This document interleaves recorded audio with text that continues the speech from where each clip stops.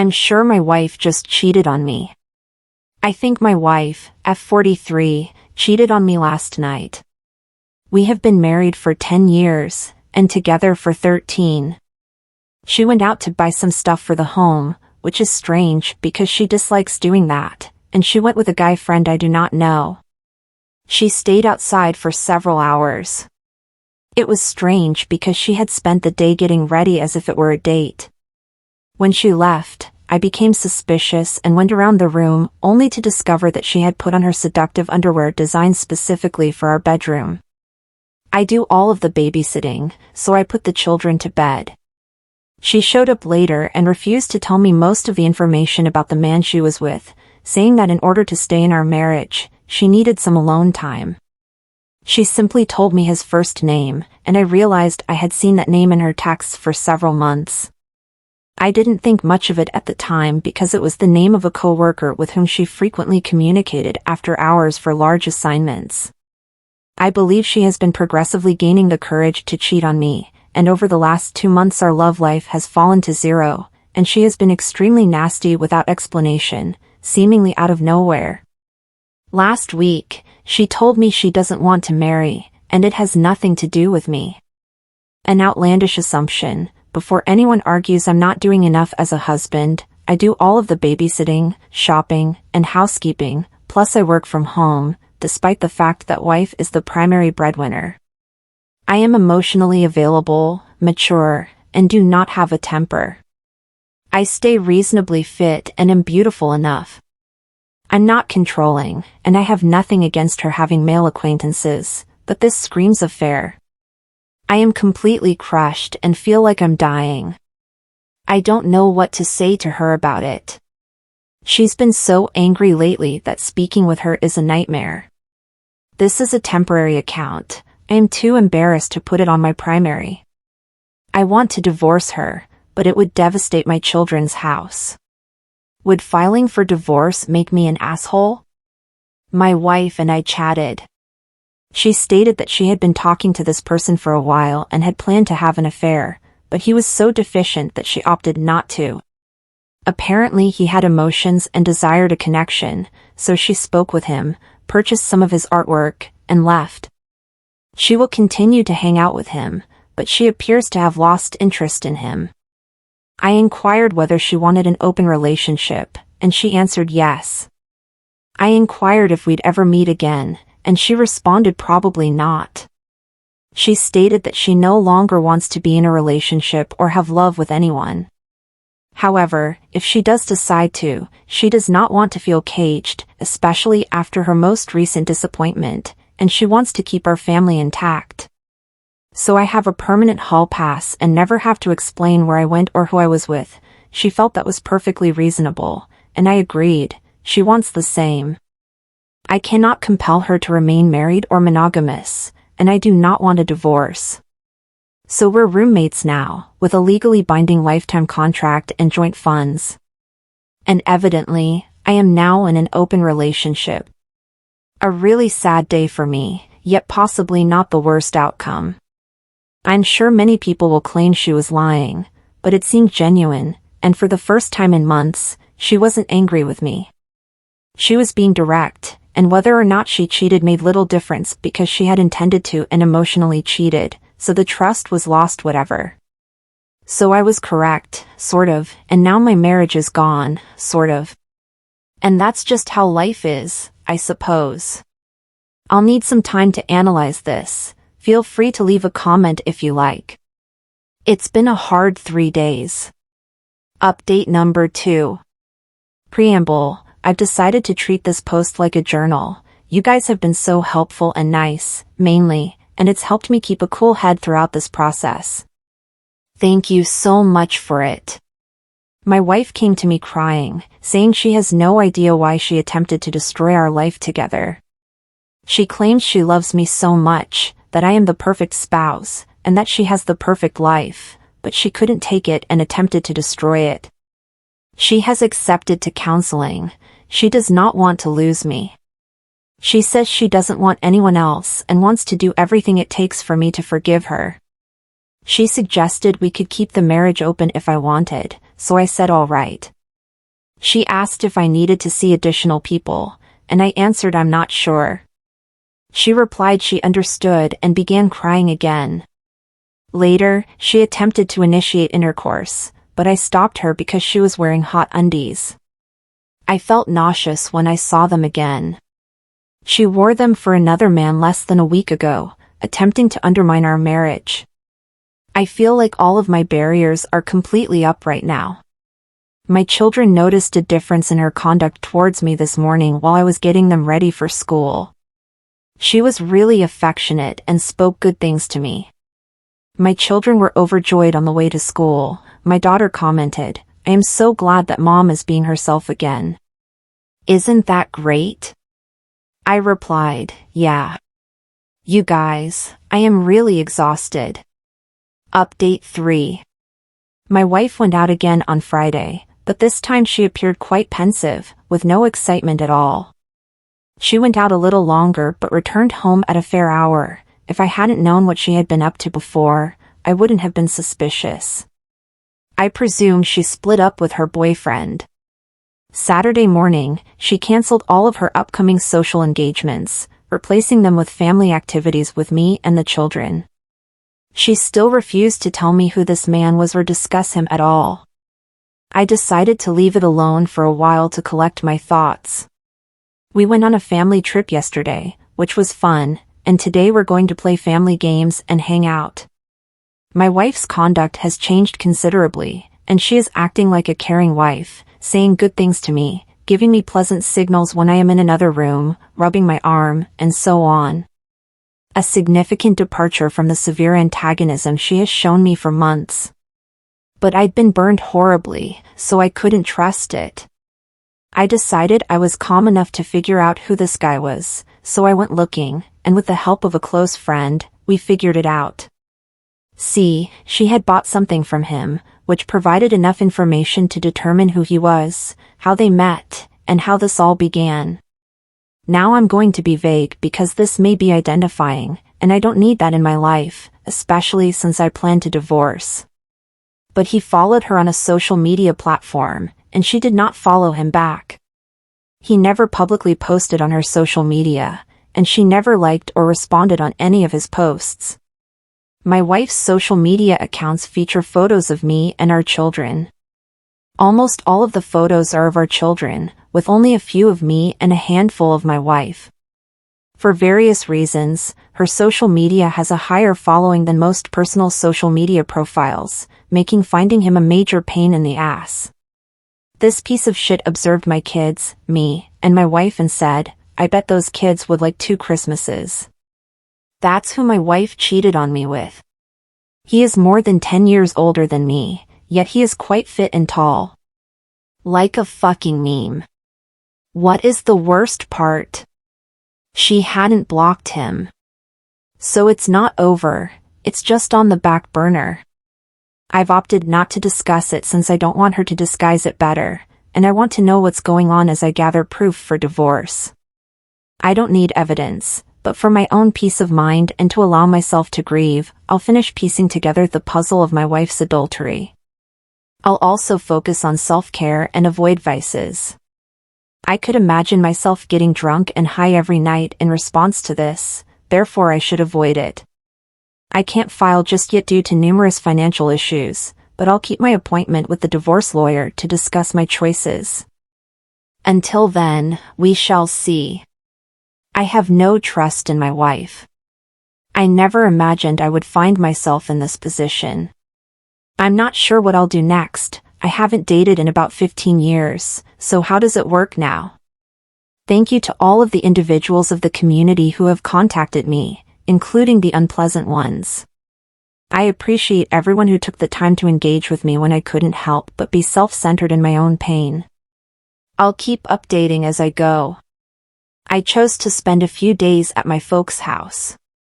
My wife watched the kids while I walked over to talk to my parents. After hearing about the situation, my sister joined us. My parents are extremely supportive of whatever I decide. However, my mother believes I should get a divorce and has several good divorce lawyers lined up. She could not contain her excitement that I might be divorcing my wife, whereas my father believes we should work it out and has offered to pay for any and all mental health services we require for me, my wife, and the children. My parents have been married for a long time, and I've always wanted a long, secure marriage like theirs. My mother mentioned that I have always enjoyed complicated relationships with difficult women and that your wife has been torturing you for months. Everyone has been so worried about you. Which seems about appropriate. They needed a lot of landscaping done, so my sister and I spent the entire weekend doing it and talking. The weather eventually improved, and I had 2 days to clear my mind, be with people who love me, and exercise. By the time I reached home, I'd entirely forgotten about my dreadful condition. My wife even greeted me when I arrived home and seemed delighted to see me. I was delighted to believe for a moment that this was my life, with exuberant children and a happy wife awaiting me at the door. It felt really amazing. I smelled terrible and was covered in dirt. I didn't shower while I was there because they only had 1 bar of Dove soap to share, which was how it was when I was a kid, and honestly, I'd rather stay dirty, so I went to change in my room. I now live in a guest bedroom rather than a room with my wife, and let me tell you, it all came pouring back. Just a tremendous ache and sadness that the person above was so different a week and a half ago and may easily revert back. We're currently in a holding pattern in which my wife merely looks at me, wondering what I'll do, and tries to be on her best behavior, which she's already weary by, while I try to stabilize my emotional state enough to get through each day without incident. In any case, I've received a lot of interest from possible suitors both online and in person. There are a surprising amount of women of all ages who appear to love what I'm about and how I look. I didn't realize there was so much attention.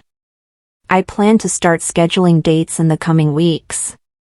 I'm not sure if it's a good idea, or if there's anything worth looking for, but I do know that hanging around my house all day being depressed isn't a decent way to live.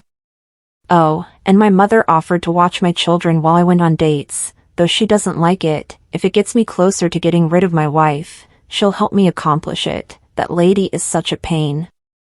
Thank you for your continued support and encouragement. My updates will most likely be less regular in the future, unless anything amazing happens. Fortunately, actual life is rarely this difficult and entertaining in real time. Update Ada, you want to divorce my postpartum wife? I had to speed up the process of really communicating with her because the news went swiftly around the internet, inevitably reaching someone associated with friends or family, and now many more people I personally know are getting the facts than I'm comfortable with. Oh well, my fault lol. Before I spoke with her, I told my parents and sister about what was going on in detail. My parents were irritated that I was concealing the more nasty elements, and they will most likely be checking in on me every day for the remainder of the year to ensure my well-being. My sister would most likely have to be restrained from thrashing her, therefore I had to find a buddy to help with the discussion because my sister would not be able to contain herself. So, within hours of the story going viral, I contacted my wife back as soon as possible to finally sit down and chat. We chose a local park this morning, and I had a friend videotape the conversation from start to finish. I was basically prepared to hear the usual affair story and get out of Dodge. But of course, things got tricky. We met in a picnic area and chose a table far enough away from other people to prevent any embarrassment. She looked awful. Haggard, worried, and luckily sans baby. She tried to have a big emotional talk and whatnot. I wasn't in tears or acting like a tough badass. I honestly really wanted to figure out what this was all about. I didn't even get to ask the question before the floodgates opened. I'm going to attempt to relay this narrative as well as I can because, even looking back on the tape, it's a mess, but also because I don't completely trust it, so fair warning, it might all be phony. This all began with her mother. As I previously stated, my wife's father was missing. He started off well, having 2 boys with her mother before marrying her. When her mother became pregnant with her, her father transformed from being the picture-perfect guy to a negligent, abusive, adulterous, and unsupportive jackass, eventually departing as her mother was giving birth. He has been in and out of prison since. Nobody knows why he did it. Her mother always gave the idea that she was a strong, tough woman who could handle anything life threw at her and would do anything for her children. She has claimed to be in therapy for several years. In actuality, she has managed to disguise a strong dislike for men other than her kids, but my wife claims there was bias toward her. My wife also discovered that she had stopped therapy about a decade ago but never told anyone. Her mother always seemed to have something against me, and I now understand why. She was never nasty, but she clearly wasn't warm to me, and after learning about her secret loathing, I knew where this was headed. My mother-in-law began spreading seeds of doubt and hatred in my wife around a half year before she became pregnant. Apparently, she experienced a complete mental break. She told her about my remaining late at work, possibly to conceal an affair. Or that I provide the majority of the income, putting her up for a difficult divorce. Everything my MIL's husband did to her, she told my wife I would do to her, and she injected this poison into her for months. My wife has always adored her mother, and when combined with the anxiety she has experienced from for years, she dived in deep.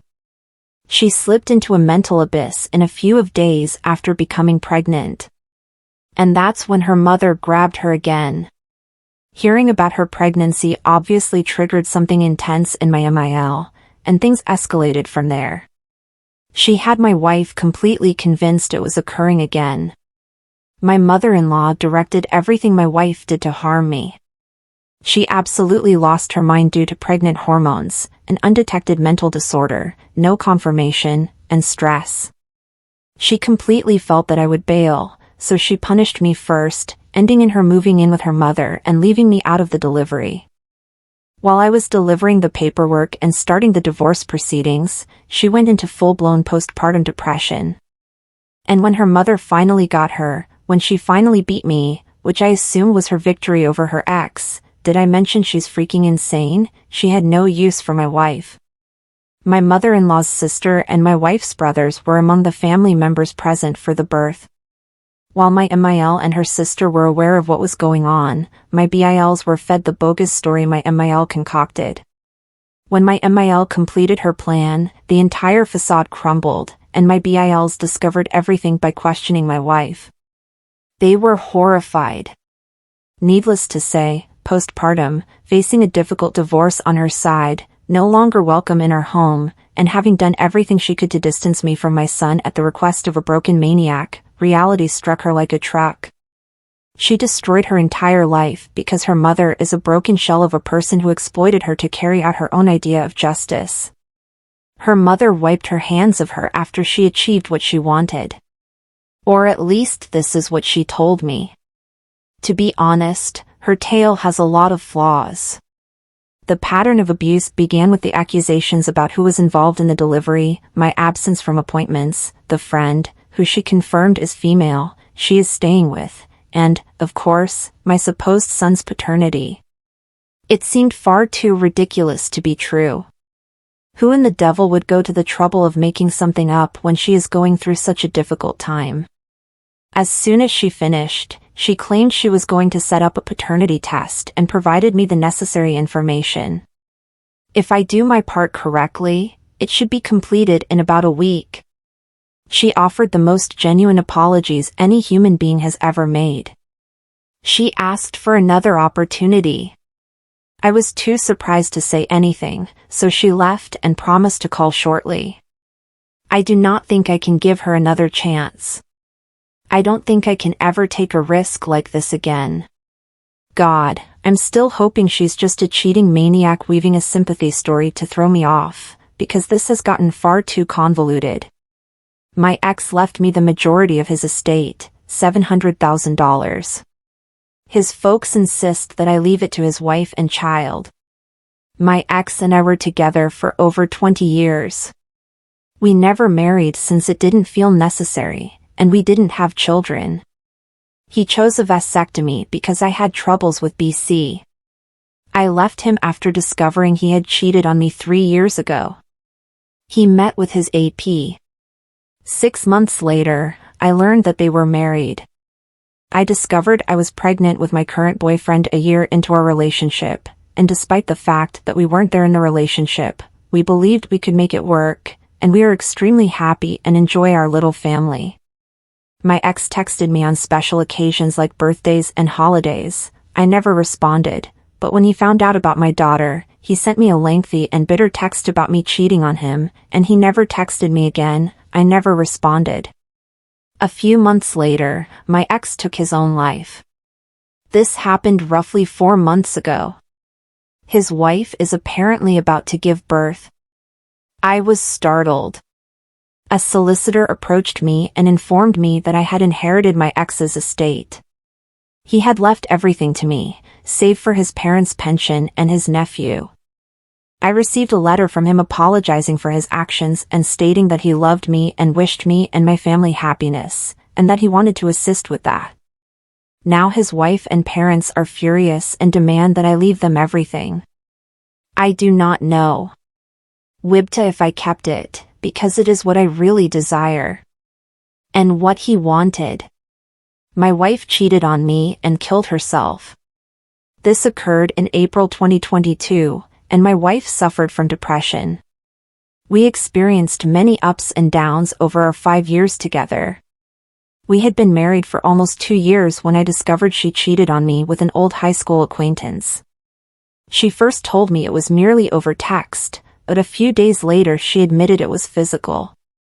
After she mentioned the texting part, I immediately packed my belongings and went to be with family.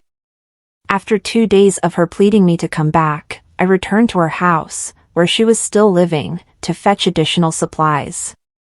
When I arrived, the situation quickly became toxic, and I left.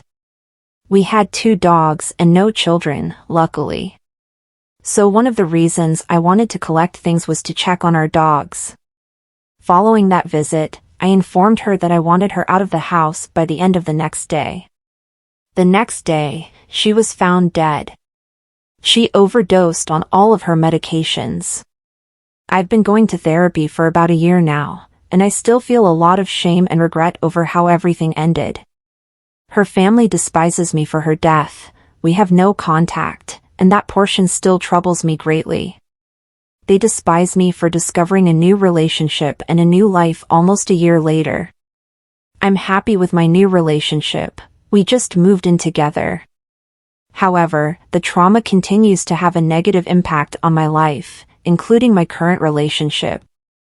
I've been suffering from anxiety, sadness, and self-image concerns for the past few years. I'm missing a lot of specifics, but there's still not much closure. AITH for attempting to go on and be happy after the hardest 2 years of my life. If this does not answer all of your questions, please feel free to ask. TLDR, my wife cheated on me and then committed suicide 2 days after I discovered it. Dogs are healthy and enjoying life with my brother and his family. Edit, a few clarifications. I did not kick her out of our house. Instead, I invited her to stay with her parents while we discussed the next steps. I didn't leave her alone. Her brother was with her for 2 of the 3 days before she died. AITA for no longer funding for my sister's college following her comments about my new relationship after my wife died. My wife died in January 2019 after battling illness for years. More than a year later, I, 33M, began a relationship with a good friend I had known for years. My girlfriend and I are roughly a year and 7 months into our relationship. It was unexpected, but things developed between us, so I gave it a go. My parents were aware of our relationship, as were some of our friends. We decided a few weeks ago to begin sharing the news that we are expecting our first child, as she is now in her 2nd trimester. My sister, 26F, was home from college when we made the announcement after getting together at our parents' home. She was immediately opposed to the entire situation. How could I do this to my wife? Didn't I care about her? She feels horrified to be linked to a brother like me who would cheat on his sick wife. Things that did not even happen. She then asked us how our child would react if they discovered they were having an affair. My father became really angry with her. He told her to leave if she couldn't be nice, so she did. It was really unnerving for me, but I assumed it was due to shock. She has not stopped telling me things since. Mostly, she feels ashamed to have a brother who would start a new life with someone else after losing my wife. She had already been given an explanation of the timeline. We started our relationship more than a year later, so it was never an affair. I let her a couple of weeks to calm down. Then I decided to send a message to see if we could talk. She claims she does not mingle with cheating pigs.